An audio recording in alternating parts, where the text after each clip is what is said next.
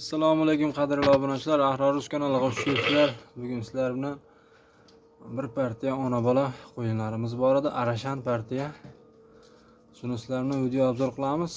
Akalar, bugun 19-oktyabr, haftaning yakshanba dam olish kuni 2025-yil. O'zimizda xonadonimizdan video olib boryapmiz. Ahrorus kanaliga maxsus. Manzilimiz Namangan viloyati, Namangan tumani, Tepaqo'rg'on qishlog'idan akalar video qilyapmiz. Egizchi qo'yimiz bor, ikkita bolasi. Bolalari bittasi qo'chqor, bittasi sovliq.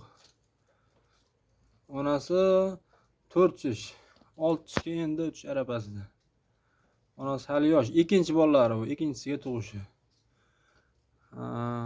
Yoshini, onasini yoshi. Bolalari где-то 15 kunlik atrofida, yosh hali. Hali yosh, juda yosh hali. O'zlari Arashan bilan quloqlari shalpon. Enasini yeb ichishlari ham zo'r. Shuning uchun tavsiya qilaman oladiganlarga. Bolasiga yaxshi qarab nima qilyapti. Enasini ham qonini ham shishyapti mana o'sha. Akalar, yoniga yana ikkita bola qo'shib qo'ysa ham qaraveradigan. Arashan ko'ryapsiz qonini. Mana shunisi urg'ochi sovliq, nargisi qo'chqor. Narxi keladigan bo'lsak, buni narxi 18 million deyapmiz. 18 million kam bor. Arashan toza.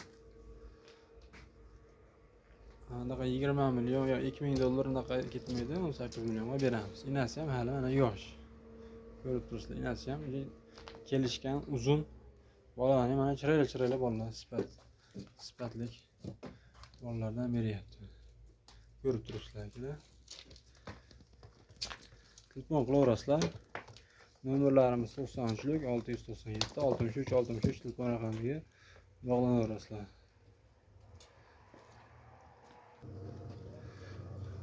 Mana akalar, bolalarni ko'ryapsizlar, ikki tomondan tushib olib mazza qilib yotibdi.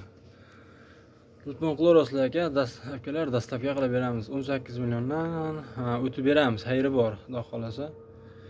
18 million kami bor. Mana shunaqa arachanlarga qiziqqanlarga. Hali bular garbonoslari chiqib, nima bo'ladi? Hali yosh, quloqlari yana ham o'sib, bo'ylari ham o'sib, xudo xolasa.